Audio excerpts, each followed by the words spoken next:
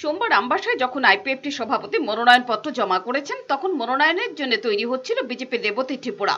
এদিন তিনিও মনোনয়ন দিলেন পূর্ব ত্রিপুরা আসনের জন্য। আগে পূর্ব ত্রিপুরা আসনে মনোনয়ন জমা দিয়েছিলেন জিতেন্দ্র চৌধুরী। এদিন দিলেন জোট শরিক দুই দলের দুই প্রার্থী। রেবতী ত্রিপুরার মনোনয়ন জমা দিতে সঙ্গে ছিলেন মুখ্যমন্ত্রী বিপ্লব কুমার দেব, উপমুখ্যমন্ত্রী জিষ্ণু দেববর্মা এবং শিক্ষামন্ত্রী রতনলাল নাথ। এক বছর আগে কংগ্রেস থেকে বিজেপিতে আসা রতন নাথ এদিন নাচতে নাচতে গেলেন রেবতী ত্রিপুরার সঙ্গে। এদিনও মুখ্যমন্ত্রী বলেছেন, মোদী না থাকলে মানুষ কোনো সুযোগ পাবে না।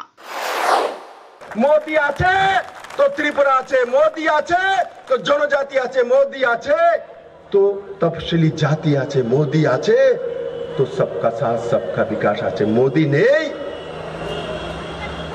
তো উজ্জ্বলা যোজনা বন্ধ হয়ে যাবে, মোদী নেই তো সৌভাগ্য যোজনা বন্ধ হয়ে যাবে, মোদী নেই তো কিষাণ সম্মান যোজনা বন্ধ হয়ে যাবে, মোদী নেই তো 7th পে কমিশন দিয়েছি তার ডিএ দেওয়া মুশকিল হয়ে যাবে বাবার জন্য, মোদী নেই তো 2000 টাকা করে ভাতা দেবো বলেছি, প্রথম কিস্তিতে 1000 টাকা করে দিয়ে দিয়েছি, তারপরটা আমরা বলেছি জিষ্ণু দেববর্মা মহোদয় যে আমাদের কাছে টাকা আসলে আমরা তখন করব। মোদী নেই তো সেটা আমার যারা করা মুশকিল হয়ে যাবে বন্ধু, মোদী নেই তো ত্রিপুরা মডেল ত্রিপুরা বানানো কষ্ট হবে। Pure Report, Channel Din Raat।